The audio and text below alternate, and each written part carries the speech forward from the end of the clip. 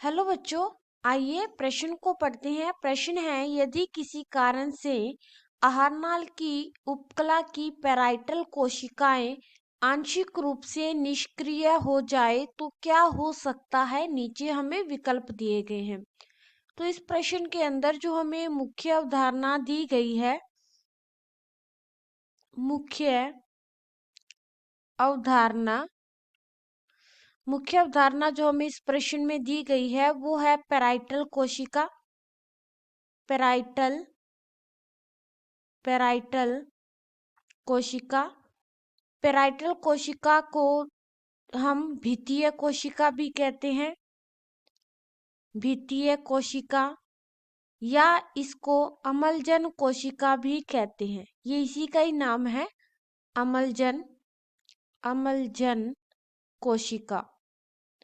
ये जो कोशिका है वो अमाशय के अंदर पाई जाती है। ये जो है ये अमाशय के अंदर पाई जाती है और इसका जो मुख्य काम होता है, इसके दो मुख्य काम होते हैं। इसका मुख्य काम होता है स्त्रावन करना। पहला जो ये स्त्रावन करती है वो करती है HCl का। HCl स्त्रावन करती है। ये HCl क्या करता है, ये HCl पहला काम इसका है HCl का कि ये भोजन को अम्लीय बनाता है। भोजन को अम्लीय बनाता है। और दूसरा इसका काम होता है कि भोजन के अंदर जो जीवाणु उपस्थित है, जो कि भोजन के साथ में आए हैं जीवाणु, उन जीवाणुओं को नष्ट करने का काम करता है। ये दो काम किए जाते हैं HCl के द्वारा। उसके बाद में दूसरा जो अमाशय के द्वारा स्त्रावन होता है वो होता है नैज कारक का। नैज कारक क्या करते हैं, नैज कारक जो होते हैं वो विटामिन B12 के अवशोषण में सहायता करते हैं। ये विटामिन B12 के अवशोषण में सहायक होते हैं, सहायक। यहाँ पे जो HCl है उसका एक और काम भी होता है कि यहाँ पे जो HCl है वो क्या करता है, वो पैप्सिनोजन जो कि निष्क्रिय अवस्था में होता है,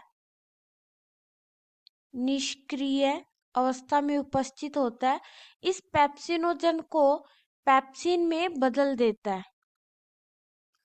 पैप्सिन में बदल देता है और इसको बदलने का काम होता है HCl का। ये जो पैप्सिन है वो सक्रिय होता है, सक्रिय एंजाइम होता है। और ये क्या करता है, ये आगे चलकर प्रोटीन विघटन में सहायता करता है।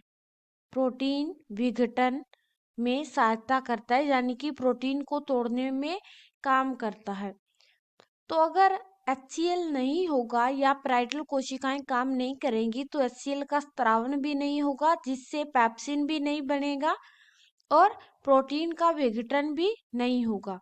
तो अगर हम हमारे विकल्प देखें, पहला है पैनक्रिएटिक एंजाइम और विशेषकर ट्रिप्सिन और लाइपेज प्रभावशाली रूप से कार्य नहीं करेंगे, नहीं।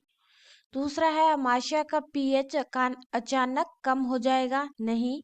तीसरा है स्ट्रेप्सिन अधिक प्रभावी हो जाएगी, नहीं। चौथा है प्रोटीन्स पैप्सिन द्वारा पूर्ण रूप से प्रोटियोजेस और पेप्टोन्स में हाइड्रोलाइज नहीं होंगे, जो कि सही विकल्प है, क्योंकि प्रोटीन का आगे फिर विघटन नहीं होगा अगर पैप्सिन नहीं होगा तो हमारा जो सही विकल्प है वो है डी। आशा है कि मुख्य अवधारणा के आधार पर आपको यह प्रश्न समझ में आया होगा। धन्यवाद।